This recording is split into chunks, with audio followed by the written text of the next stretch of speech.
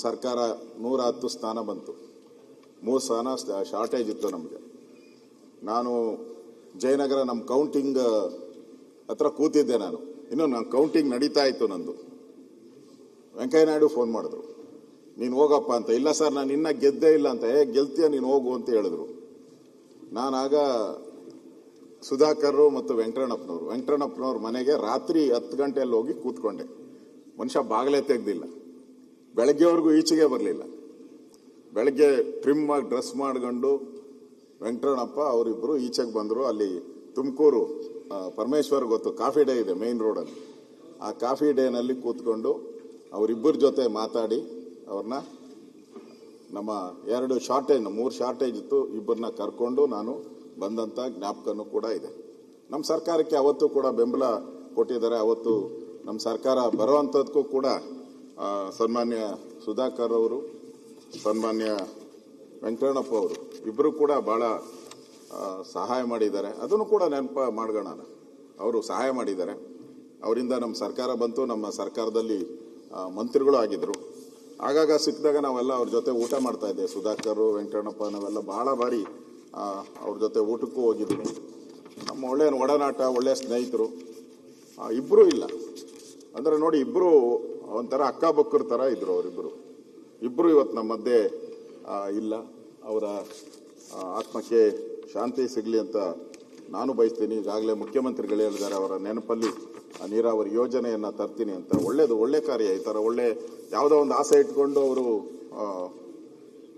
ಅದರ ಸಾಧನೆ ಮಾಡೋಕ್ಕಾಗದೆ ಸತ್ತಿರ್ತಾರೆ. ಸೊ ಆ ಸಾಧನೆ ಮಾಡಿದಾಗ ನಿಜಕ್ಕೂ ಅವರ ಆತ್ಮಕ್ಕೆ ಶಾಂತಿ ಸಿಗುತ್ತೆ ಅಂತ ನನಗನ್ನಿಸ್ತೈತೆ. ಆ ಕೆಲಸ ಮಾಡಿ ಒಳ್ಳೆಯದು ಅಂತ ಅನಿಸುತ್ತೆ. ಮತ್ತು ರಾಮಚಂದ್ರೇಗೌಡರು ನಮ್ಮ ಪಕ್ಷದ ಹಿರಿಯ ಮುಖಂಡರು.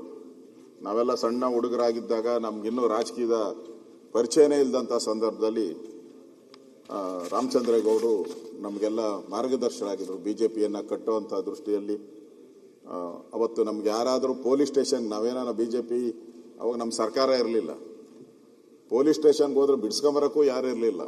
ಆ ಗತಿ ಇದ್ದವರು ಒಬ್ಬರೇ ರಾಮಚಂದ್ರೇಗೌಡರು. ಆ ರಾಮಚಂದ್ರೇಗೌಡ್ರನ್ನೇ ನಾವು ಪ್ರತಿಯೊಂದು ಕಾರ್ಯಕ್ರಮ, ಏನೇ ಕಾರ್ಯಕ್ರಮ ಬೆಂಗಳೂರಲ್ಲಾಗಲಿ ರಾಮಚಂದ್ರೇಗೌಡ್ರನ್ನ ಕರೆದು ಕಾರ್ಯಕ್ರಮ ಮಾಡಬೇಕಾಯ್ತು. ಆ ರೀತಿ ಇಡೀ ಬೆಂಗಳೂರು ರಾಮಚಂದ್ರೇಗೌಡರು ಅವತ್ತು ನಾಯಕರಾಗಿ ನಮಗೆ ಮಾರ್ಗದರ್ಶನ ಮಾಡಿದರು. ಅವರು ಕೂಡ ನಮ್ಮ ಮಧ್ಯೆ ಇಲ್ಲ. ರಾಮಚಂದ್ರೇಗೌಡರು ಅವರು ಕೂಡ ಹಿರಿಯ ರಾಜಕಾರಣಿಗಳಾಗಿ, ವಿಶೇಷವಾಗಿ BJPಗೆ ಭಾಳ ಬೆಂಗಳೂರಿನ BJP ಬೆಳವಣಿಗೆಗೆ ರಾಮಚಂದ್ರೇಗೌಡರು ಭಾಳ ಕಾರಣೀಭೂತರಾಗಿದ್ದಾರೆ. ಅವರ ಆತ್ಮಕ್ಕೂ ನಾನು ಶಾಂತಿ ಸಿಗಲಿ ಅಂತ ನಾನು ಬಯಸ್ತೀನಿ.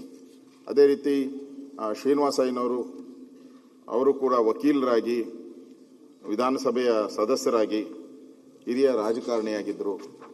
ಅವರು ನಮ್ಮ ಮಧ್ಯೆ ಇಲ್ಲ. ಅದೇ ರೀತಿ ಪುಟ್ಟರಂಗನಾಥ್ ಅವರು ಬೇಲೂರು ವಿಧಾನಸಭಾ ಕ್ಷೇತ್ರದ ಶಾಸಕರಾಗಿ 5ನೇ ವಿಧಾನಸಭೆ 11ನೇ ವಿಧಾನಸಭೆಗೆ ಆಯ್ಕೆಯಾಗಿದ್ದರು. ಅವರು ನಮ್ಮ ಮಧ್ಯೆ ಇವತ್ತು ಇಲ್ಲದೆ ನಿಧನ ಆಗಿದ್ದಾರೆ.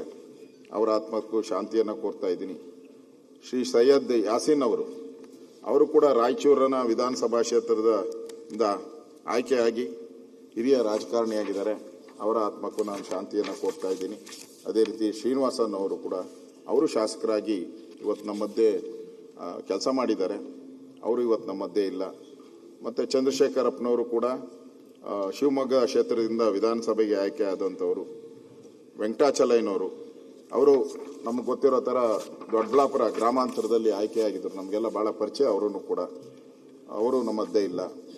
ಎಸ್ ಕೃಷ್ಣಪ್ಪನವರು, ಸ್ನೇಹಜೀವಿ ಮತ್ತು ಸಜ್ಜನಿಕೆ ಹೆಸರಾದಂಥ ಕೃಷ್ಣಪ್ಪನವರು ಕೂಡ ನಿಧನ ಹೊಂದಿದ್ದಾರೆ. ಅವರ ಆತ್ಮಕ್ಕೂ ಶಾಂತಿಯನ್ನು ಕೋರ್ತೀನಿ. ಇನ್ನು ಹನುಮಂತರಾಯಪ್ಪನವರು ಕಾಂಗ್ರೆಸ್ಸಿನ ಭಾಳ ಹಿರಿಯ ಮುಖಂಡರಾಗಿದ್ದಂಥವರು, ರಾಜ್ಯಸಭಾ ಸದಸ್ಯರಾಗಿ ಕೆಲಸ ಮಾಡಿದ್ದಾರೆ. ಅವರು ಕೂಡ ನಿಧನ ಹೊಂದಿದ್ದಾರೆ. ಅವ್ರಿಗೂ ಕೂಡ ನನ್ನ ಸಂತಾಪವನ್ನು ಸೂಚನೆ ಮಾಡ್ತೀನಿ. ಇನ್ನು ಖ್ಯಾತ ಗಾಯಕಿ ಎಸ್ ಜಾನಕಿ ಅವರು, ನಾನು ಕೂಡ ಅವತ್ತು ತೀರೋದಾಗ ನಾನು ಅಲ್ಲೇ ಮೈಸೂರಲ್ಲಿದ್ದೆ. ನಾನು ಕೂಡ ಹೋಗಿ ಭೇಟಿ ಅವರ ಪಾರ್ಥಿವ ಶರೀರಕ್ಕೆ ನಮನ ಸಲ್ಲಿಸಿ ಬಂದೆ. ಅಧ್ಯಕ್ಷರ, ಒಂದು ಬೇರೆಯವ್ರಿಗೂ ನಮಗೂ ಇವರಿಗೂ ವ್ಯತ್ಯಾಸ ಅಂತ ಹೇಳಿದ್ರೆ, ನಾವು ರಾಜಕಾರಣಿಗಳನ್ನ ಸ್ವಲ್ಪ ದಿನ ಜ್ಞಾಪಕ ಇಟ್ಕೊಂತಾರೆ. ಕೆಲವರು ಒಂದು 10 ವರ್ಷ ಜ್ಞಾಪಕ ಇಟ್ಕೊಬೋದು, ಕೆಲವ್ರನ್ನ 50 ವರ್ಷ, ಕೆಲವ್ರು 100 ವರ್ಷ. ಈ ಹಾಡು ಹೇಳೋರು ಇದಾರಲ್ಲ, ಇವ್ರ ಜೀವನ ಪರ್ಯಂತ ಅಂತ ನೀವು ನೋಡಿ, ಯಾರನ್ನೇ ಬೇಕಾದ್ರು 1950-40ನೇ ಇಸ್ವಿಯಲ್ಲಿ ಆಡಿರೋ ಹಾಡುಗಳನ್ನ ಇವತ್ತು ಕೇಳ್ತಾರೆ. ಅದು ಅಂದ್ರೆ ಇವ್ರಿಗೆ ಸಾವೇ ಇಲ್ಲ ಅಂತ ಅನ್ಸುತ್ತೆ. ಭಗವಂತ ಇವರಿಗೆ ದಿನನಿತ್ಯ ನಾನು ಈ ಪ್ರಾತಃ ಸ್ಮರಣೆ ಕೇಳ್ತೀನಿ. ನಾನು ಇದು ತಿರುಪತಿ ಇದರದ್ದು ಸುಪ್ರಭಾತ, ಬೆಳಗ್ಗೆ ಎದ್ರೆ ನಾನು ಸುಪ್ರಭಾತ ಕೇಳ್ತೀನಿ. ಸುಪ್ರಭಾತ ಆಡ್ದವ್ರು ಇವತ್ತು ನಮ್ಮ ಫೋಟೋ ಮೊಬೈಲಲ್ಲಿ ಫೋಟೋ ಬಂದ್ಬಿಡುತ್ತೆ. ಅಂದ್ರೆ ಇವತ್ತು ಅವ್ರು ಜೀವಂತವಾಗಿದ್ದಾರೆ. ಇವ್ರು ದೇವರ ವರ ಏನೋ ಗೊತ್ತಿಲ್ಲ, ಆ ಥರದ ಒಂದು ವರವನ್ನು ಪಡೆದಂಥವ್ರು ಜಾನಕಿಯವರು. ಅವರ ಅಲ್ಲಿ ಬೇರೆ ಹುಟ್ಟು ಹೈದರಾಬಾದ್ ಆಗಿದ್ರು, ಆ ಕಡೆ ಆಗಿದ್ರು, ಆಂಧ್ರ ಪ್ರದೇಶ ಆಗಿದ್ರು ಕೂಡ ಅವರು ಗುಂಟೂರು. ಇಲ್ಲಿ ಅವರ ಕೊನೆ ಕಾಲದಲ್ಲಿ ಮೈಸೂರಿನ ಒಂದು ಪ್ರಶಾಂತ ಸ್ಥಳದಲ್ಲಿ ಇದ್ದು ಜೀವನ ಮಾಡಿ ಕೊನೆಯಲ್ಲಿ ಅಲ್ಲಿ ಮೈಸೂರಲ್ಲಿ ಅವರು ಆತ್ಮ ತ್ಯಜಿಸಿದ್ದಾರೆ. ಅವರು ಕನ್ನಡ ಇರ್ಬೋದು, ಬೇರೆ ಬೇರೆ ಹಲವಾರು ಭಾಷೆಗಳು, ಎಲ್ಲ ಭಾಷೆಗಳಲ್ಲೂ ಅವರಿಗೆ ಹಾಡುಗಳನ್ನು ಆಡಿದ್ದಾರೆ, ಜನನಾಗಿದ್ದಾರೆ. ಅಂಥವರು ನಮ್ಮ ಮಧ್ಯೆ ಇಲ್ಲದೆ ಇರೋವಂಥದ್ದು ಬಹಳ ನೋವಿನ ಸಂಗತಿ. ಅದೇ ರೀತಿ ಆಶಾ ಭೋನ್ಸ್ಲೆ ಅವರು ಅಷ್ಟೇ, ಅವರು ಕೂಡ ಹಿಂದಿ ಹಾಡುಗಳಿಗೆ ಬಹಳ ಫೇಮಸ್ ಆಗಿದ್ದಂಥವ್ರು. ಹಿಂದಿ ಹಾಡುಗಳು ಅವರು ಲತಾ ಮಂಗೇಶ್ಕರ್ ಅವರ ಸಹೋದರಿ ಆಗಿದ್ರು. ಲತಾ ಮಂಗೇಶ್ಕರ್ ಬಿಡಿ, ಇವತ್ತಿಗೂ ಅವ್ರ ಹಾಡು ಹೇಳಿದ್ರೆ ಎದ್ದು ನಿಂತ್ಕೊಬೇಕಾಗಿತ್ತು. ಅಂತ ನೆಹರು ಅವರು ಅವ್ರ ಹಾಡು ಹೇಳಿದಾಗ ಕಣ್ಣೀರು ಹಾಕಿದ್ದಾರೆ. ಅವರು ನಮ್ಮ ಮಧ್ಯೆ ಇಲ್ಲ. ಅಂತ ಆ ಕುಟುಂಬದಿಂದ ಬಂತಂಥವ್ರು ಲತಾ ಮಂಗೇಶ್ಕರ್ ಅವರು. ಇನ್ನು ಶ್ರೀಮತಿ ಚೆನ್ನಮ್ಮ ಅವರು ಮಾನ್ಯ ದೇವೇಗೌಡರ ಧರ್ಮಪತ್ನಿಯಾಗಿ JDS ಕಾರ್ಯಕರ್ತರಿಗಂತೂ ಅವರು ಒಂಥರ ಅನ್ನಪೂರ್ಣೆ. ಮತ್ತೆ ಉಳಿದವ್ರಿಗೂ ಅಷ್ಟೇ. ನನ್ನ ಪದ್ಮನಾಭನಗರದಲ್ಲಿ ಅವ್ರ ಮನೆ ಇದ್ದಿದ್ದು. ಹೋದಾಗೆಲ್ಲ ಪಾಪ ಕಜ್ಜಾಯ ಅದು ಮಾಡಿ ಕೊಡ್ತಾ ಇದ್ರು ನನಗೆ, ಹೋದಾಗೆಲ್ಲನೂ ಕೂಡ. ಅಂದ್ರೆ ಎಲ್ಲರನ್ನೂ ಪ್ರೀತಿಯಿಂದ ಕಾಣೋ ಅಂತ ಒಬ್ಬ ಒಳ್ಳೆಯ ಹೃದಯ ಅಂತ ಇರೋವಂಥವ್ರು. ಮೊನ್ನೆನೂ ನೋಡಿದೆ ಪತ್ರಿಕೆಯಲ್ಲಿ ಬಂದಿದ್ದು, ದೇವೇಗೌಡರು ಮತ್ತೆ ಹೋಗಿ ಆ ಸಮಾಧಿ ಹತ್ತಿರ ಕೂತು ಕಣ್ಣೀರಾಗ್ತಾ ಇರೋವಂಥದ್ದು. ಅಂದ್ರೆ ಅವರ ಜೀವನ ಒಡನಾಟ, ಬಹಳ ವರ್ಷಗಳ ಒಡನಾಟ.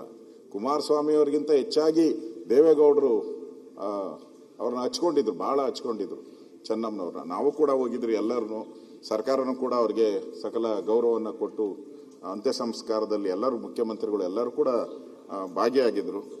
ಅವರು ಒಬ್ಬ ದೈವ ಭಕ್ತಿಯಾಗಿ ಇಡೀ ಕುಟುಂಬಕ್ಕೆ ಒಂದು ದಾರಿದೀಪವಾಗಿ ನಡ್ಕೊಂಡಂಥದ್ದು ನಾವು ನೋಡ್ತಾ ಇದ್ದೀವಿ. ಚೆನ್ನಮ್ಮನವರು ಅವರು 18/7/26 ನಿಧನ ಹೊಂದಿದ್ದಾರೆ. ಅವರ ಆತ್ಮಕ್ಕೂ ನಾನು ಶಾಂತಿಯನ್ನು ಕೋರ್ತಾ ಇದ್ದೀನಿ. ಒಟ್ಟಾರೆ ಇವತ್ತು ತಾವು ತಂದಿರತಕ್ಕಂಥ ಸಂತಾಪ ಸೂಚನೆಯಲ್ಲಿ ಯಾರ್ಯಾರು ನಮ್ಮನ್ನು ಅಗಲಿದ್ದಾರೆ ಅವರೆಲ್ಲರ ಆತ್ಮಕ್ಕೆ ಶಾಂತಿ ಸಿಗಲಿ. ಅವ್ರು ಮಾಡಿರುವಂಥ ಒಳ್ಳೆ ಕಾರ್ಯಗಳು, ಸಮಾಜಮುಖಿಯಾದಂಥ ಕಾರ್ಯಗಳು ಜನ ನೆನಪು ಮಾಡ್ಕೊಳ್ಳಿ. ರಾಜಕಾರಣಿಗಳಿಗೆ ಬೇರೆ ಏನಿದೆ, ನಾವು ರಾಜಕಾರಣಿಗಳು ಇರ್ತೀರಿ, ಹೋಗ್ತೀರಿ, ಆದರೆ ನಾವು ಮಾಡಿರೋ ಕೆಲಸ ಮಾತ್ರ ಉಳಿಯುವಂಥದ್ದು. ಅದನ್ನು ನಾವೆಲ್ಲರೂ ಕೂಡ ಅರ್ಥ ಮಾಡ್ಕೊಬೇಕಾಗಿದೆ. ಅದರಿಂದ ಈ ಸಂತಾಪ ಸೂಚನೆಗೆ ಬೆಂಬಲ ಮಾಡಿ ನಾನು ಮಾತು ಮುಗಿಸ್ತಾ ಇದ್ದೀನಿ. ಸನ್ಮಾನ್ಯ ಅಧ್ಯಕ್ಷರೇ, ಏನು ತಾವು ತಂದಿರತಕ್ಕಂಥ ಸಂತಾಪ ಸೂಚನಾ ಒಂದು ಮಂಡನೆಗೆ ನಾನು ಕೂಡ ಬೆಂಬಲಿಸ್ತಾ, ಇವತ್ತೇನು ಕಳೆದ ವಿಧಾನಸಭೆಯಿಂದ ಇಲ್ಲಿವರೆಗೆ ಯಾರ್ಯಾರು ಗಣ್ಯರನ್ನ ನಮ್ಮ ರಾಜ್ಯದಲ್ಲಿ ನಾವೆಲ್ಲ ಕೂಡ ನಮ್ಮಿಂದ ಅಗಲಿದ್ದಾರೆ ಅಂಥವ್ರಿಗೆ ಒಂದು ಸಂತಾಪ ಸೂಚನೆ ಮಾಡ್ತಕ್ಕಂಥ ಒಂದು ಸತ್ಸಂಪ್ರದಾಯ ನಮ್ಮಲ್ಲಿ ಮೊದಲಿಂದನೂ ಕೂಡ ಇದೆ.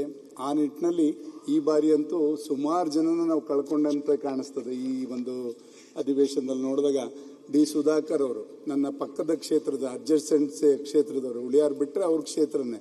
ಹಾಗಾಗಿ ಆತ ಒಂದು ಮೈಕ್ರೋ ಮೈನಾರಿಟಿ ಒಂದು ಸಮಾಜದಲ್ಲಿ ಹುಟ್ಟಿದಂಥವ್ರು, ಒಂದು ಜೈನ ಸಮಾಜದಲ್ಲಿ ಹುಟ್ಟಿದಂಥವ್ರು. ಅವರು ಇವತ್ತು ನಮ್ಮನ್ನು ಅಗಲಿರ್ತಕ್ಕಂಥದ್ದು. ಸುಮಾರು 4 ಬಾರಿ ಅವರು ಶಾಸಕರಾಗಿ ಇವತ್ತು ಸೇವೆಯನ್ನು ಸಲ್ಲಿಸಿರ್ತಕ್ಕಂಥದ್ದು ಕೂಡ ನಾವು ನೋಡ್ತೇವೆ. ಜೊತೆಯಲ್ಲಿ ಎಲ್ಲರ ಜೊತೆ ವಿಶ್ವಾಸವಾಗಿದ್ದರು, ಎಲ್ಲ ಪಕ್ಷದವ್ರ ಜೊತೆನೂ ಕೂಡ ಚೆನ್ನಾಗಿದ್ದಂಥದ್ದು. ನಮಗೆ ಅವ್ರ ಹತ್ರ ಆಗಿದ್ದ ಸಂದರ್ಭ ಯಾವುದು ಅಂದರೆ, ನಮ್ಮ ಬೈರತಿ ಸುರೇಶ್ ಒಂದ್ಸಲ ವಿಧಾನ ಪರಿಷತ್ತಿಗೆ ನಿಂತ ಸಂದರ್ಭದಲ್ಲಿ ಆತನಿಗೆ ಬೆಂಬಲಿಸಬೇಕಾದ್ರೆ ಎಲ್ಲ ಜೊತೆಲಿ ವೆಂಕಟರಮಣಪ್ಪನವರು, ಅವರು ತಂಗಡಿಗೆಯವರು, ಎಲ್ಲ ತಂಗಡಿಗೆಯವರು ಕೂಡ ಅವತ್ತು ಇಂಡಿಪೆಂಡೆಂಟ್ ಶಾಸಕರಾಗಿದ್ದರು. ಈ ಸಂದರ್ಭದಲ್ಲಿ ನಾವೆಲ್ಲ ಒಟ್ಟಾಗಿ ಇರ್ತಾ ಇದ್ದಂಥದ್ದು. ಬೈರತಿ ಸುರೇಶ್ನ ಅವತ್ತು MLC ಮಾಡೋದಕ್ಕೆ ಮಹಾನ್ ಪಾತ್ರನೂ ಕೂಡ ಸುಧಾಕರ್ ಅವರು ಮಾಡಿದಂಥದ್ದನ್ನ ಈ ಸಂದರ್ಭದಲ್ಲಿ ಸ್ಮರಿಸ್ಕೊಳ್ಳೋಕೆ ಬಯಸ್ತೇನೆ.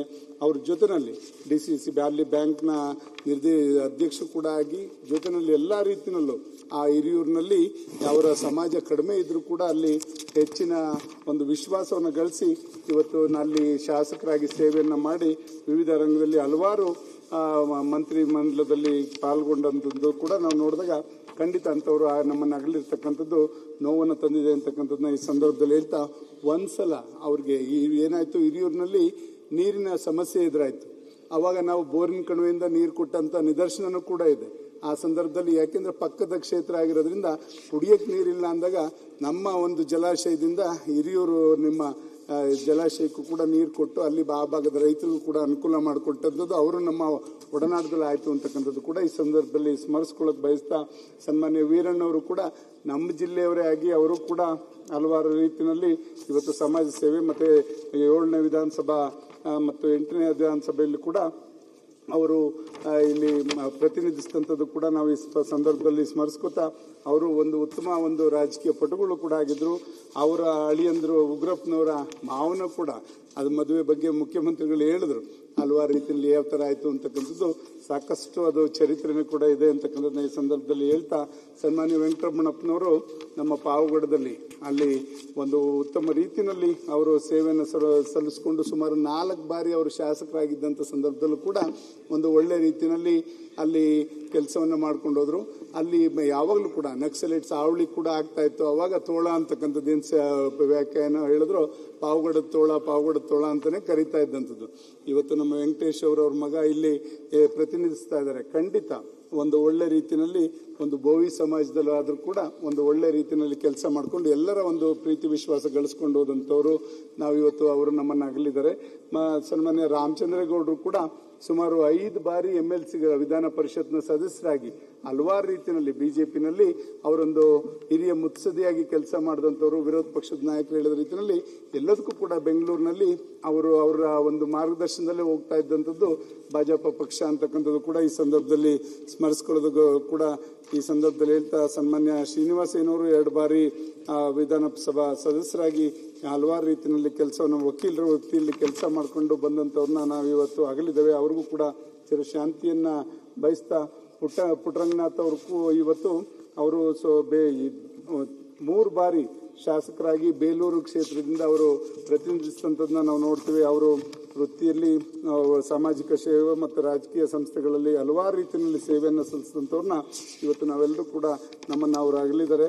ಅವ್ರಿಗೂ ಶಾಂತಿಯನ್ನು ಕೋರೋದ್ರ ಜೊತೆಯಲ್ಲಿ ಸೈಯದ್ ಯಾಸೀನ್ ಅವರು 3 ಬಾರಿ MLAಗಳಾಗಿ ಸೇವೆಯನ್ನು ಸಲ್ಲಿಸಿ ಇವತ್ತು ಸಮಾಜದಲ್ಲಿ ಎಲ್ಲರೂ ಕೂಡ ಒಂದೇ ಅಂತಕ್ಕಂಥ ಭಾವನೆಯಲ್ಲಿ ನಮ್ಮೆಲ್ಲರನ್ನು ಕೂಡ ಕೊಂಡೊಯ್ದಂಥವ್ರನ್ನು ಕೂಡ ಇವತ್ತು ನಮ್ಮನ್ನು ಅಗಲಿದ್ದಾರೆ.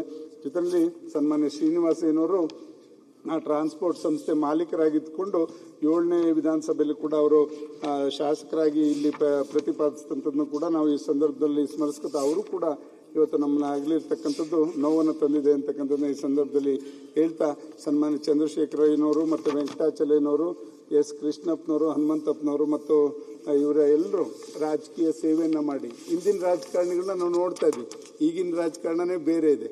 ಹಿಂದಿನ ರಾಜಕಾರಣಿಗಳು ಬಸ್ಸಲ್ಲಿ, ನೀವು ಕೂಡ ಬಸ್ಸಲ್ಲಿ ಬಂದು ಲಾರಿಲಿ ಇಳಿದು ನಿಮ್ಮ ಕ್ಷೇತ್ರಗಳಿಗೆ ಹೋದಂಥ ನಿದರ್ಶನಗಳು ಕೂಡ ನಾವು ಇವತ್ತು ಸ್ಮರಿಸ್ಕೋಬೇಕು. ಅವತ್ತು ಪೊಲೀಸ್ ಜೀಪ್ ಬಂದು ನಿಮ್ಮನ್ನು ಕರ್ಕೊಂಡು ಹೋಗ್ತಾ ಇದ್ದಂಥದ್ದು ಕೂಡ ನಾವು ಚಿಕ್ಕ ಹುಡುಗರಲ್ಲಿ ನೋಡಿದ್ದೇವೆ. ಆ ಥರ ಇದ್ದಂಥ ರಾಜಕೀಯ. ಒಬ್ಬರು MLAಗೆ ಅವ್ರ ಜೊತೆನಲ್ಲಿ ಒಬ್ಬ PA ಪಾಸ್ ಕೊಡ್ತಾ ಇದ್ದು ಬಸ್ಸಲ್ಲಿ ಇದ್ದಂಥದ್ದು. ಈಗ ಯಾರು ಆ ಥರ ಜೀವನ ನಡೆಸ್ತಾ ಇಲ್ಲ. ಹಿಂದೆ ಈಗ ಒಂದು ಮುಖ್ಯಮಂತ್ರಿಗಳು ಕೂಡ ಇಲ್ಲಿರೋದ್ರಿಂದ ನಾನು ಹೇಳಿಕ್ಕೆ ಬಯಸ್ತೀನಿ, ಯಾರ್ಯಾರು ಇಂಥ ಹಿರಿಯ ಶಾಸಕರಾಗಿದ್ದಂಥವ್ರ ಕುಟುಂಬ ಹೇಗಿದೆ ಅಂತಕ್ಕಂಥದ್ದು ನೀವು ಒಂದು ಸ್ವಲ್ಪ ಸರ್ವೆ ಮಾಡಿಸಿದ್ರೆ ಅವ್ರ ಜೀವನ ಯಾವ ರೀತಿ ಇದೆ ಅಂತಕ್ಕಂಥದ್ದು ನಾವು ಆಲೋಚನೆ ಮಾಡಬೇಕಾಗ್ತದೆ. ಈಗಿನ ರಾಜಕಾರಣದಲ್ಲಿ ಒಂದಲ್ಲ ಒಂದು ರೀತಿ ವ್ಯವಹಾರದಲ್ಲಿ ತೊಡಗಿಕೊಂಡು ನಾವು ಒಂದು ಸ್ವಲ್ಪ ಆರ್ಥಿಕವಾಗಿ ಮೇಲೆ ಬಂದಿರ್ಬೋದು. ಹಿಂದಿನ ರಾಜಕಾರಣಿಗಳು ಅವರ ಬದುಕು ಯಾವ ರೀತಿ ಕಷ್ಟದಲ್ಲಿದೆ ಅಂತಕ್ಕಂಥದ್ದನ್ನ ನಾವು ಚಿಂತನೆ ಮಾಡಬೇಕು ಅಂತಕ್ಕಂಥದ್ದನ್ನ ನಾನು ಈ ಸದನವನ್ನು ಒತ್ತಾಯಿಸಲಿಕ್ಕೆ ಬಯಸ್ತೇನೆ. ಈ ಸಂದರ್ಭದಲ್ಲಿ ಎಸ್ ಜಾನಕಿ ಅಮ್ಮನವ್ರ ಬಗ್ಗೆ ನಾವು ಹೇಳಲೇಬೇಕಾಗಿಲ್ಲ. ಅವರು ಸುಮಾರು 12 ಭಾಷೆಗಳಲ್ಲಿ ಅವರು ಇವತ್ತು ಅವರ ಗಾಯನವನ್ನು ಆಡಿದಂಥವ್ರು. ಕನ್ನಡ, ತಮಿಳು, ತೆಲುಗು, ಮಲಯಾಳಂ ಎಲ್ಲದರಲ್ಲೂ ಕೂಡ ಅವರು 17 ಭಾಷೆಗಳಲ್ಲಿ ಅವರು ಇವತ್ತು ಗಾಯನವನ್ನು ಆಡಿದವರು. ಸುಮಾರು 48,000ಕ್ಕೂ ಹೆಚ್ಚು ಹಾಡನ್ನ ಹಾಡಿದಂಥವ್ರು.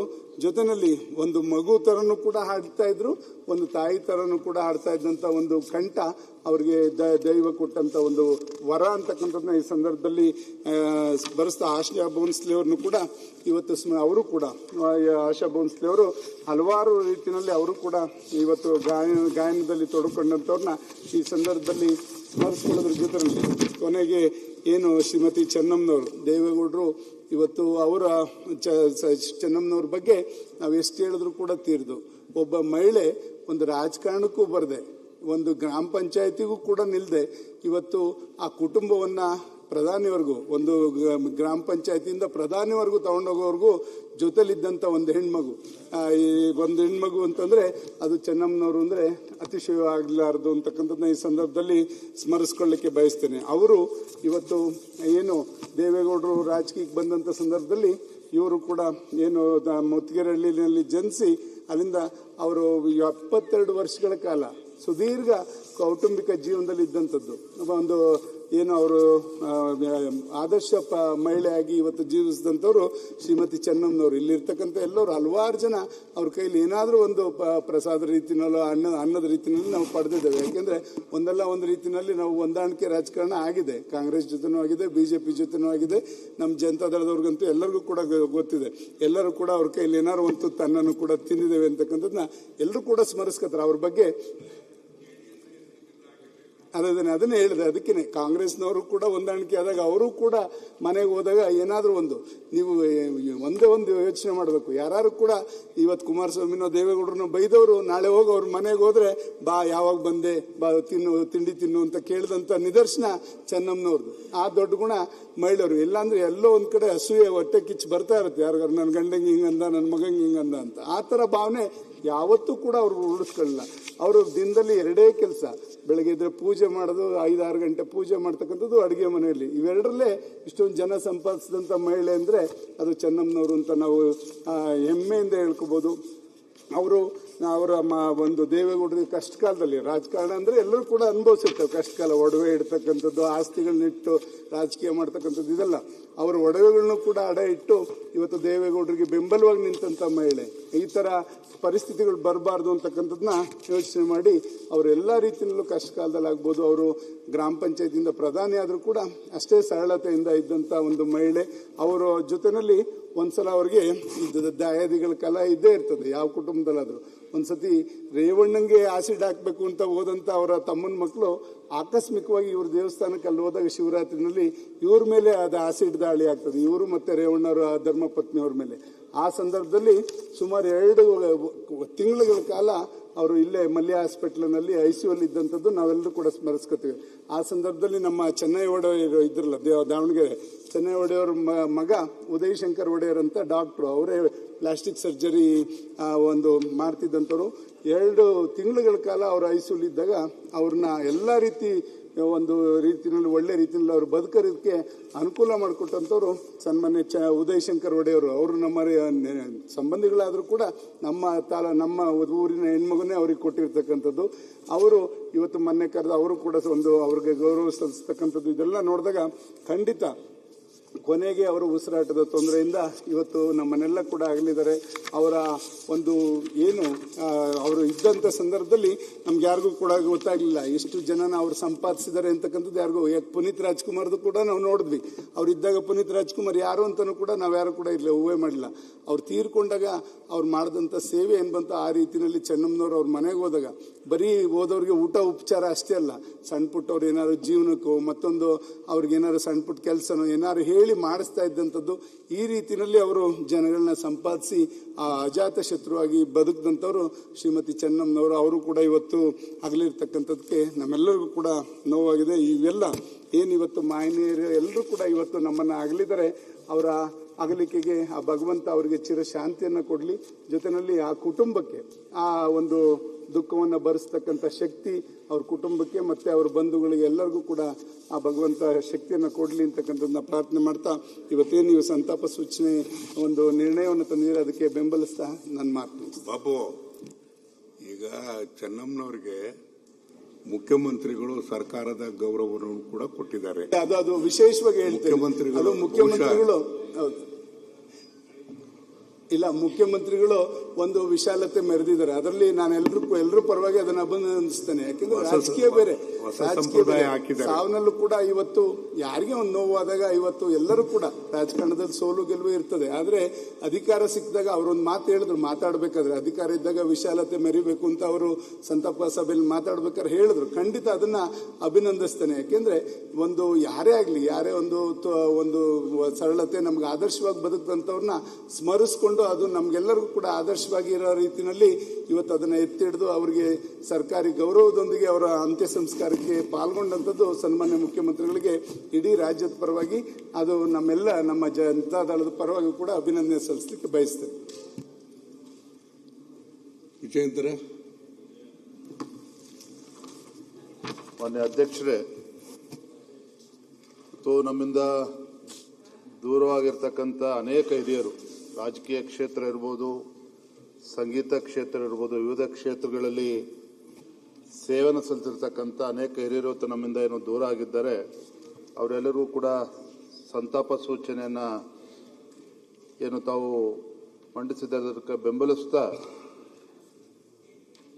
ಏನು ಚಳ್ಳಕೆರೆ ವಿಧಾನಸಭಾ ಕ್ಷೇತ್ರದ ಶಾಸಕರಾಗಿ ತದನಂತರದಲ್ಲಿ ಹಿರಿಯೂರು ಕ್ಷೇತ್ರವನ್ನು ಕೂಡ ಪ್ರತಿನಿಧಿಸಿದಂಥ ಸುಧಾಕರ್ ಅವರು ಹಿಂದೆ ನಮ್ಮ ಬಿಜೆಪಿ ಸರ್ಕಾರ ಇದ್ದಾಗ ಸನ್ಮಾನ್ಯ ಯಡಿಯೂರಪ್ಪನವರ ಒಂದು ಕ್ಯಾಬಿನೆಟ್ ಅಲ್ಲೂ ಕೂಡ ಸಚಿವರಾಗಿ ಸೇವನೆ ಸಲ್ಲಿಸಿರ್ತಕ್ಕಂಥ ಒಬ್ಬ ಪ್ರಾಮಾಣಿಕ ರಾಜಕಾರಣಿ. ಹೆಚ್ಚಿನ ವಿಡಿಯೋಗಳಿಗೆ ಪ್ರತಿಧ್ವನಿ ಯೂಟ್ಯೂಬ್ ಚಾನೆಲ್ ಸಬ್ಸ್ಕ್ರೈಬ್ ಮಾಡಿ, ಬೆಲ್ ಐಕಾನ್ ಕ್ಲಿಕ್ ಮಾಡಿ.